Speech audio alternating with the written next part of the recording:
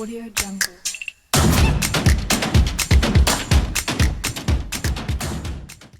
Good day, subscribers, and welcome to the Off the Cuff YouTube channel. Our guest today is one of only 8 cricketers to bat on all 5 days of a test match. Joey Rasdien will once again do the interview with a man who scored 100 on his test debut. We welcome Alviro Petersen. Thanks, Garth, and thanks, Joey. I look forward to the interview. Lekker. So let's almost start now, Alviro. Two things. One, you grew up in Govendale, right? Yes, In Hislop Street. that's right. Hislop Street. Yeah, so tell me about playing cricket in Hislop Street. Well, so Hislop Street wasn't a flat wicket, that I can tell you. So it was slanted to the side, and so depending on which side you bowl from, if you bowl uphill, it's quite difficult from a bowling point of view. So I'd like to bat from that side. Bowling downhill is a bit more trickier.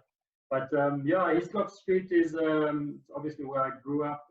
Got a lot of friends there, and I don't know what much to say. Oh yes, Hislop Street also produced a Bafana soccer player, Ronwin Williams. Lives Ronald Williams. Yeah, Okay. just lives a few houses away from where I grew up. So tell me about the soccer there. Let's someone get into that. Okay. Did you play soccer? I did, yeah. I played for Shatterproof, the same club that Ronwin played for. So I played for them. I also played Eastern Province under 15 soccer. So Did you play? yeah. Did you beat what Swallows? But Swallows was a strong team, so yeah, we would beat them now and then, but I think they probably had the better of us. Okay, so you actually played EP soccer as well. Yes, I did. Yeah. And then was it a difficult choice to make for soccer? Because Wayne Paniel also played soccer and then he chose cricket. And then Dane Clayt, he also played cricket, but then he chose soccer. So was it a difficult choice to make? No, it wasn't. I'll tell you why. Because as I grew older, into my teenage years, you obviously started.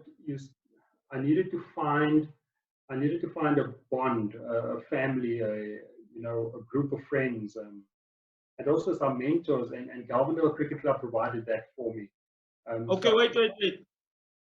So Yeah. sorry to, I'm so sorry. You just brought it up. Galvindale Cricket Club provided you mentors. Who was Yes. those mentors? Well, you know what? You look at Lloyd Prince, for instance, Russell Domingo, another. There's quite a few guys that provided that. There was a guy called Joburg. He's a wonderful bowler. He was a wonderful bowler. And it's about learning from those guys and understanding what it's about and what cricket is about. And that to me has given me that sort of family that I needed, because when I was 2 years old, my mom and my dad divorced, so I grew up with a single parent. And you always wanted that male figure in your life, and Galvindale Cricket as a collective provided that. Tell me about Roderick. Roderick Yes. Yeowood. So Roderick Yeowood also played a big role in my cricketing career, in my upbringing, because when my mom couldn't afford equipment, she would work, and all her money would go to food and making sure that we live and that sort of stuff. So Roderick actually gave me my first cricket bat, and he gave me my first pair of gloves. He was a left-handed, so I used to bat as a right-handed with left-handed gloves, because that's the only thing I knew. So he played a big role from that point of view. He obviously played in the apartheid era, and I would often just pick his brain as to what was it like, what can I expect, how should I be going about my business in terms of playing cricket and that sort of thing. So I really appreciated that coming from him. So at Galvindale Cricket Club, tell me about this guy. He's like a legendary guy, Mr. Simon. Yeah, so Mr. Simon is probably Galvindale Cricket Club on his own. So you know, what I do remember is I also went to Galvin High School, even though I only went there for 2 years. And Mr. Simon obviously was a teacher there, along with another guy, Mr. Foyun, who was also into the cricket. But just purely on Mr. Simon, I remember if you see someone walking the street of Stanford Road, whether it's to a meeting or whatever, it will be him. You know, he never asks anything. He makes sure that he will check up on you. You know, so when I'm not at practice, the next day at school, he'll say, "I've noticed you weren't at practice. What's the situation?" But it will be in a manner that is not intrusive, but it is actually supportive. You know, trying to understand what your background is, trying to understand, you know, what it is that's surround you in your life. And I mean, he's the one guy. If you can name someone in Galvin Cricket Club, you will name Mr. Claude Simon without a doubt.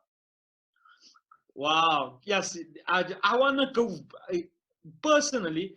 I want to take a camera crew and I want to go interview Mr. Simon, because everybody from Galvindale speaks about Mr. Simon. It seems like Mr. Simon was there for you, for Ashwell, for Russell, for Garnet, for everybody that was there at Galvindale. You said you went to Galvin High. Did you go to Galvindale High your entire school career? No, I went there for 2 years, and then I went to Otto Du Plessis for 3 years. Where did you go to after that? Otto Du Plessis, which is in Algoa Park. Okay, and how was that? Yeah, it was good. So the reason why I went there is because we moved there. Okay. So we moved. My parents moved there. So obviously, you know, I needed to find a school which is nearby to where we live, and it was probably about 100 meters away from my gate, and that's the reason why I went there. And I still continued playing for Galvindale Cricket. I remember one incident actually where my school was playing on a Saturday, and Galvindale was also playing on the Saturday, and I was selected in the Premier League team. And I told the teacher at school the Thursday and the Friday already. I said, "Listen, I'm not available." And he said, "No, but you have to play. You're one of our main players. You have to play." And I said, "But you know what? I'm going to play club cricket." And he said, "No, you can't choose your club over the school." And the Saturday morning, I had the teacher outside my house and Russell Domingo in another car outside my house as well. And eventually, I got into Russell's car and I went to go play club cricket. How is that, eh? Like now, club cricket isn't as strong, it seems to me. Because if my son had to play for K's first team and there is Old Ed's first team, he would rather play for K's than Old Ed's. Yeah. It's a strange phenomenon. Why do you think is that? It is. So I think there could be a few reasons for that. So if you look at club cricket traditionally, or certainly when I started playing, it was about getting there and playing with your friends, and you know, it's about giving back. I always felt that club cricket to me then was about giving back. Whereas if you look at club cricket nowadays, it's probably some clubs are in survival mode, and partly because of commercializing certain clubs and that sort of thing. Whereas you have to look at the foundation of what's the purpose of club cricket. The purpose of club cricket is to get people in the community together, and through that, based on what's required in that community, form something that will make sure that you guys survive from a spiritual point of view as well as from a recreational point of view in terms of what you want out of it. And for me, it was great playing with friends and guys that I know, even though during the week we would play against each other in street cricket and that sort of thing, but it was good to come together and try and take on another team. So that camaraderie was there, whereas perhaps nowadays it's more commercialized. Okay, that makes sense. When did you actually realize you want to become a professional cricketer? When did you actually thought? Firstly, you did LLB. Are you completed with that LLB degree of yours? I'm in my final year, so I've completed my sports law, international sports law. and I'm finishing up with my LLB degree. Yeah. Okay, you see, children are there. You're never too old to learn. Absolutely. When did you realize that actually I'm gonna become a professional cricketer? So I need to first give you some context and background. So when I was 8 years old, I was at a primary school called Fontaine Primary. Now, Mm.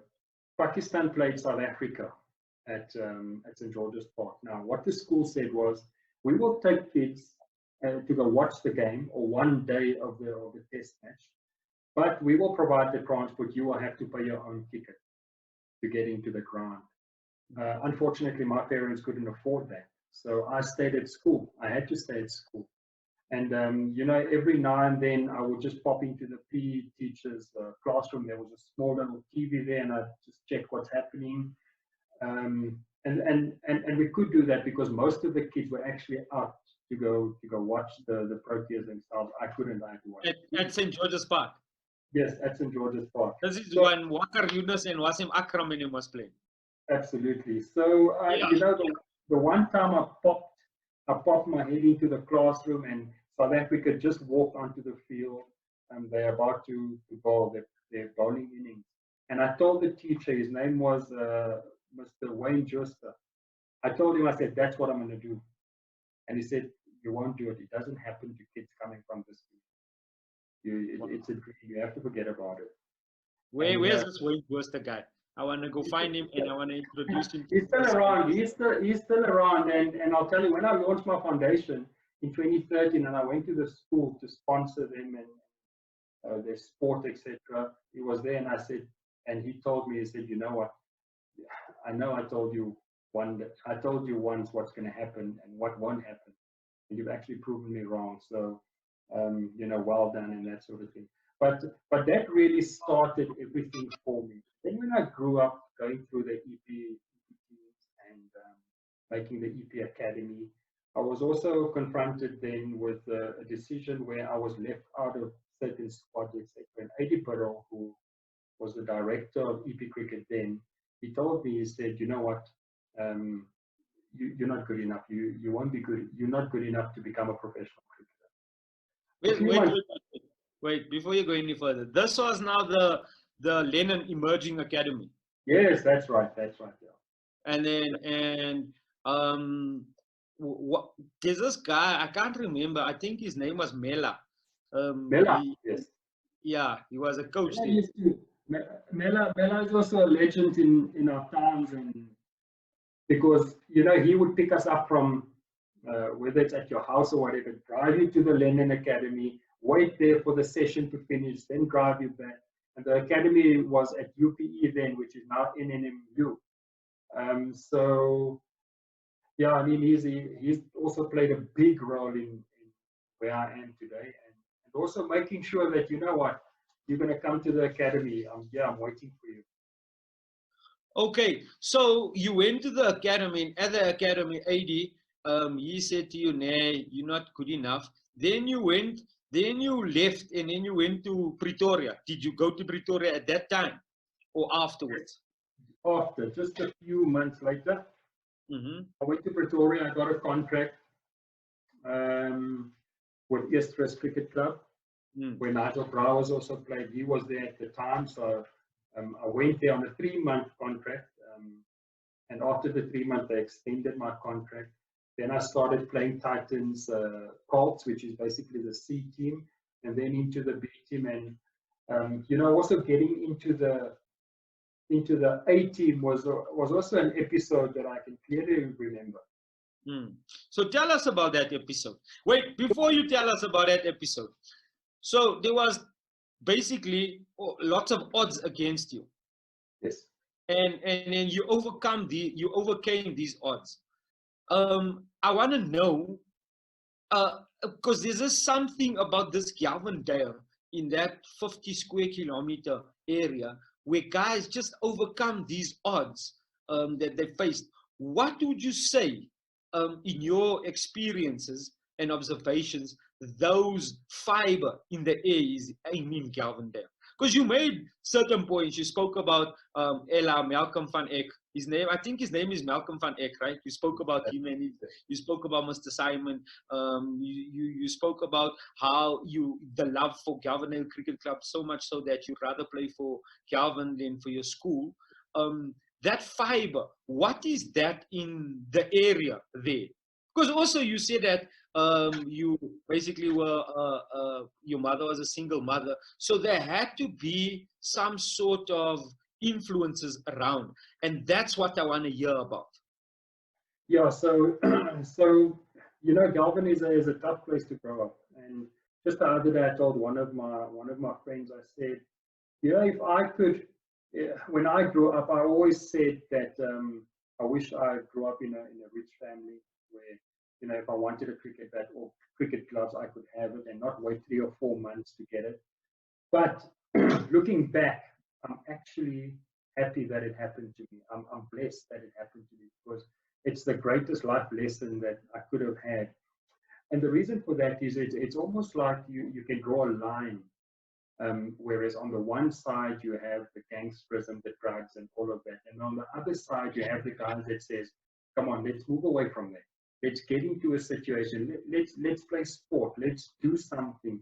You know, let's play street cricket, street soccer, that sort of thing. Let's do something else with our lives and not just focus on what is happening in the community. And I think that has got a big role to play in terms of the fibre and the fabric of Galvindale and the people there, that they know, you know what, you can easily go into the wrong direction and cross that line. But it's about a choice and making that choice. And there were a lot of people helping you making that choice. People that, for instance, like I would say, Russell Domingos stood outside my door, outside my house with when the teacher of the school was also there, and he said, right, you know, who are you going to go play for? And similarly with other guys in the community, you know, Lloyd Prince, Ashwell's brother, used to drive a taxi, and every time he would see us, he'd say, remember practice this afternoon, eh? That sort of thing. So people would almost hold you accountable, you know, and say, this is where we want you to go. And that's the biggest influence that I've had. So yes, it seems to me all the guys that I speak to and the guys that I interviewed that comes from Galvindale, it's like there is a socialism that's going there. It's a socialistic network that's going there, but it's a subconscious thing. It's not on a conscious level. It's on a subconscious level where you don't live for yourself. You live for the next person to make the next person better. Would you agree with that statement? I agree with it. I agree with that. And partly it's because people understand what the community is about. That you could easily fall into the other side of the road. And but it is about that. It's about making sure that, you know, you pull other guys with you and say, come on, here's a better opportunity. And one such thing also that I can recall is that Kurt Human, who is now the coach at I think at the amateur team.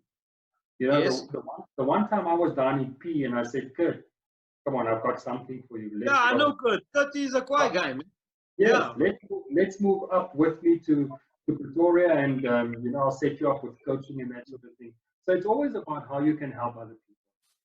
Ah, lekker. Yeah, Kurt is an amazing guy. He's probably gonna coach a national team soon. I hope so. Even me. So I just wanna say that you were speaking about how bad the wicket was when you were playing in Hislop Street.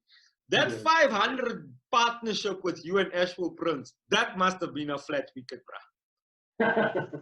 Yeah, it was a flat wicket, I must say. So. And I'm sure the bowlers was really cocked. You scored 500, guy. Like, yeah. And how long did you guys take to score that 500? 2 days? 1.5 days? Yeah, I think it was about 1.5 days because we. So I batted till after lunch, and Ashwell came in after lunch, and he went out just before tea the next day, and then I went out just thereafter. But it was probably about 4 sessions. Yeah, 5 sessions, 2.5, sessions. 4.5 sessions to score 500 partnership. That is like 100 runs per session. My goodness. How much did you end up with? I scored 286. And Ashwell? Ashwell scored 266. How lekker is that? Guys from Galvindale Yeah. in a foreign country. Like, they don't know you guys used to play yard cricket like that, ne? No, they don't, but I think afterwards when they interviewed us, they probably picked it up. But also the one special thing, certainly for Ashwell, is that his mom and dad was there at the ground. And, Wow. and you know, so I joked with him on our group the other day, and I said, yeah, you just showed off because Mr. and Mrs. Prince was there, you know. So that was quite special for him and for me, because you know, people from Galvin are actually coming out to watch us in England. Now, you have one test wicket. Who was that person? That was Suleiman Ben, the guy who took my last wicket in Test cricket. So yeah. the spinner from West Indies. Yes, yeah. He was the one who bowled me in my last Test innings, but I got him out in Trinidad and Tobago, yeah, Alviro. Okay. Now, from you leaving PE, coming to Easterus. Now, did you stay in Easterus firstly? I did, yeah. I lived in Easterus for about 2 years. You stayed in Easterus, Massacre. So Yes. what is worse, Easterus or Galvindale? Well, it's different, you know, because you know, Galvindale were more like the hard up funny guys, whereas Easterus were the guys that know how to operate and, you know, how to sell a car and that sort of thing. So it was different in that way. But I mean, the people really embraced me and with open arms, and I'm really glad for that. And then you worked yourself into the Northern's B team, right? Yes. What did it take you to get to the A team? You were going to speak about that. Now it's the time to speak about it. Yeah, so you know, the first when I made my debut, it was the last game of the season. Titans played Western Province, but I was selected into a Colts game to play at the Wanderers, which means the game has started already, the Colts game, but on day one I scored 120 odd not out. And Dave Nosworthy called me and he said, you know, you're going to play tomorrow in the Titans team. So we're pulling you out of that game and you're straight into the team against Western Province. And Ashwell actually played in that game for Western Province. He scored 100 as well. So that's where I made my debut. But that was the last game of the season. Then the following season, I wasn't in the starting 11 because Rudy Steyn, who opened for South Africa a few times, he was going to open with Jacques Rudolph. And we were going to play Free State, and that was Alan Donald and the guys. So Rudy Steyn got injured just before the game, or he had a slight hamstring problem. And I remember Rudolph Steyn.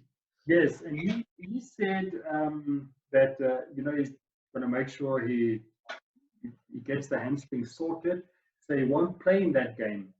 And Nosworthy came to me and he said, listen, yeah, we're going to play you. You're going to play the first game, but it will only be the first game because Rudy Steyn will be back. But I ended up scoring 147 in that game. So obviously they felt like they couldn't drop me. And I played the whole year, and Rudy Steyn retired after the end of that season. And that's how I actually ended up playing for the Titans. How is Dave Nosworthy as a coach? Because me, So Nosworthy is, you know, you either like him or you hate him. That's the thing. He's quite almost like a army general type of thing. That's what needs to happen. Some guys don't like it, other guys do, and I think that's the only thing. I also think that looking back, he would probably say if he could have changed into a mold where he looked at individual players and try and manage them that way, he could have been a much better coach. But he was almost rigid in a sense. Very opinionated. Yeah, yes. Nobody can say anything bad. Yeah. About so you know, from that point of view, I'm sure he'll look at it and say, well, maybe, you know, if I had changed and managed players individually, it could have been different. Because he could have been a manager for South Africa, I think. He had the ability. It's just Yeah, he does, but cricket coaching is all about getting the best out of players, and if you can get the best out of players, not everyone's going to be the same. Some guys might need a kick up their backside, other guys might need a pat in the back.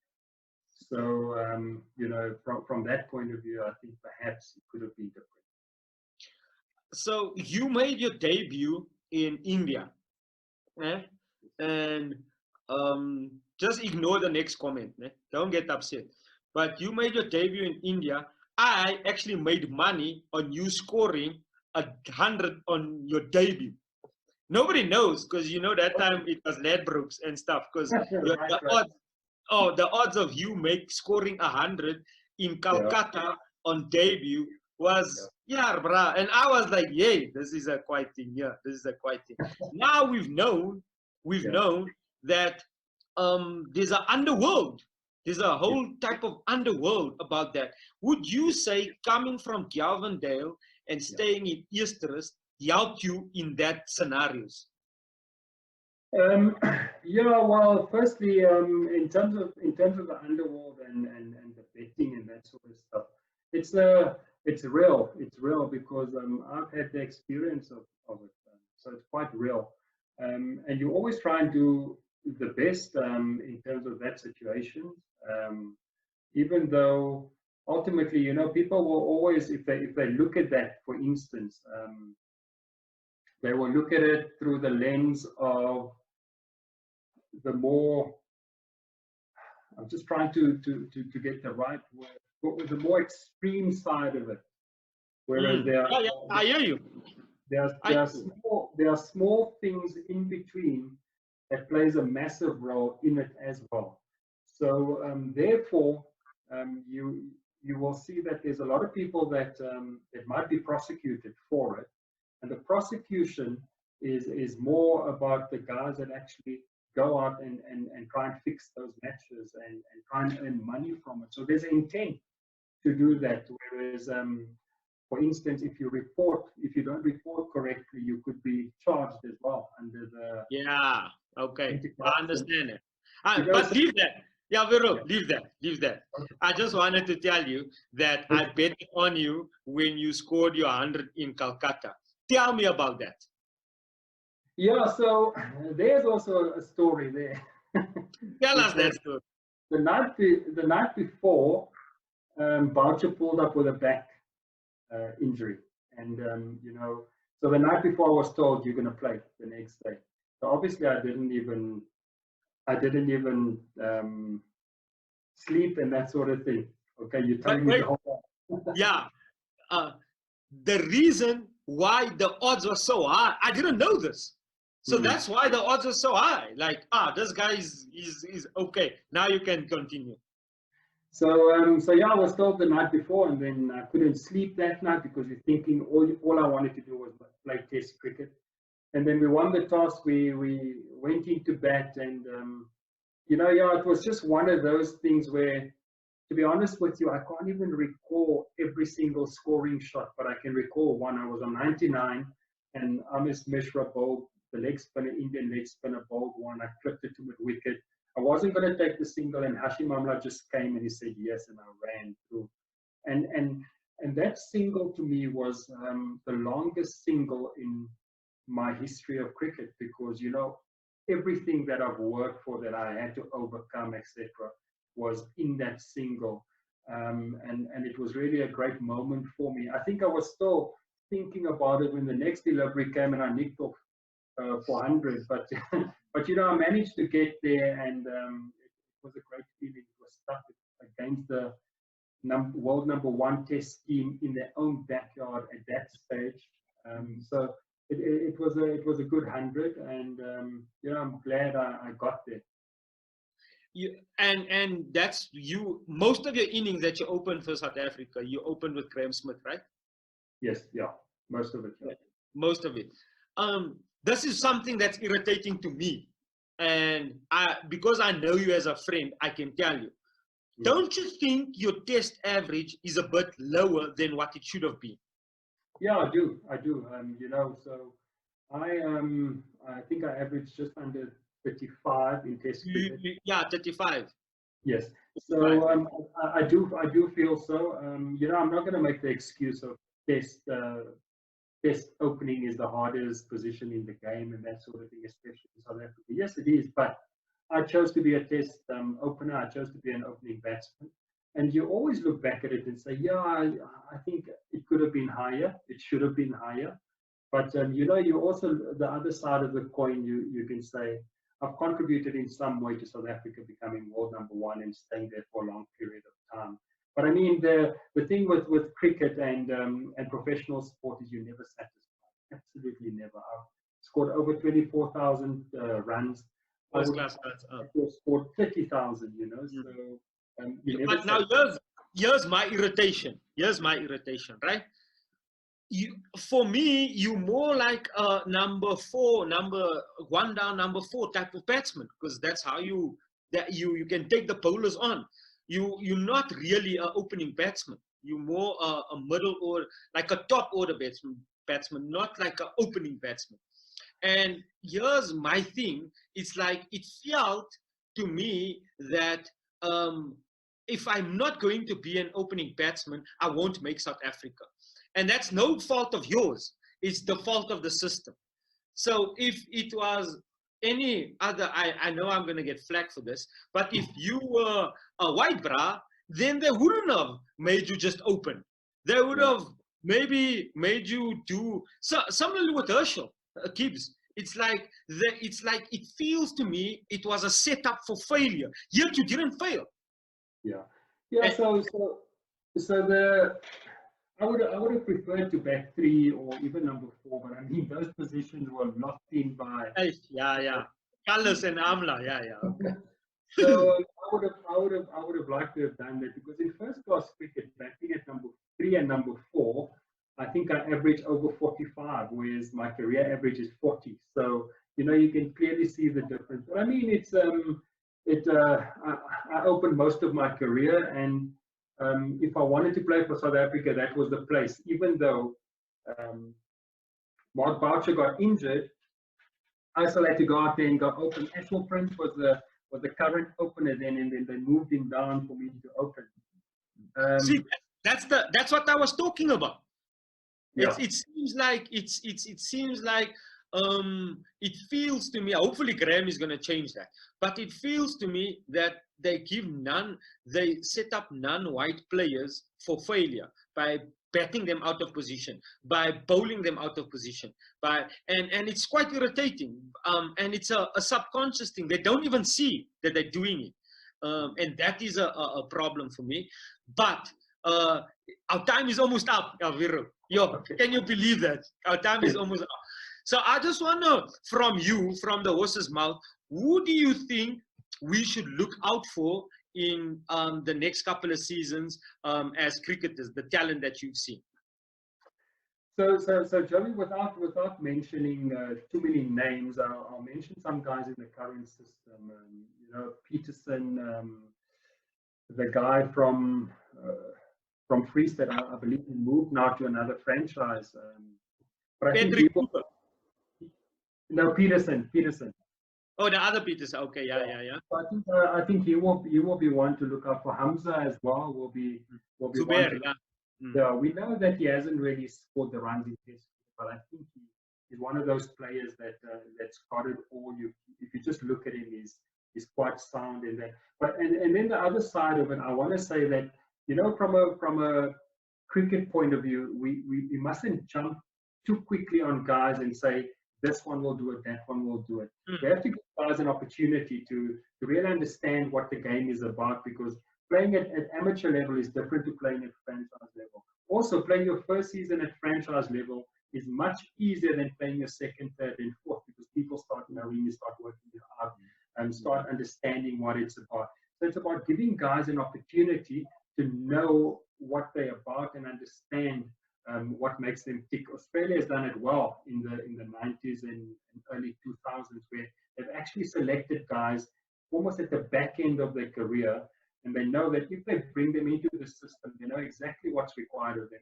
They know the pressures of the game. They also know that, you know, what they have to do if they don't feel that well. Because can you imagine? Okay, wait. Our time is almost up. Last one. Who do you think should captain the test team right now? Yeah, so captaining the test team, I would have personally have gone for Quinton de Kock. I'll tell you why, because your test captain must be the first player on the team list that's going to make it. Prof. Du Plessis was obviously also a name, but I mean, he don't want to captain anymore. And we have to look at someone that's going to make the team. And it's a really tough one. Dean Alger, perhaps, you know, for the next 2 weeks or so. Dean Kagiso? Dean Kagiso? Yes, you have to get guys that there's only 2 guys that I can think of that is cemented. Dean, Kagiso, and Quinton. There's the only 3 guys that I can confidently say I'll select in my team right now. And I'm with you with that, Joe. Thank you, Alviro. Your story about continuously facing adversity and overcoming them all the time is truly inspiring. Ladies and gentlemen, our next guest on the Off the Cuff Sports Channel is Bafana Bafana International. Please stay tuned until next time to hear what the Goal Stoppers got to say. Cheers. Audio Jungle.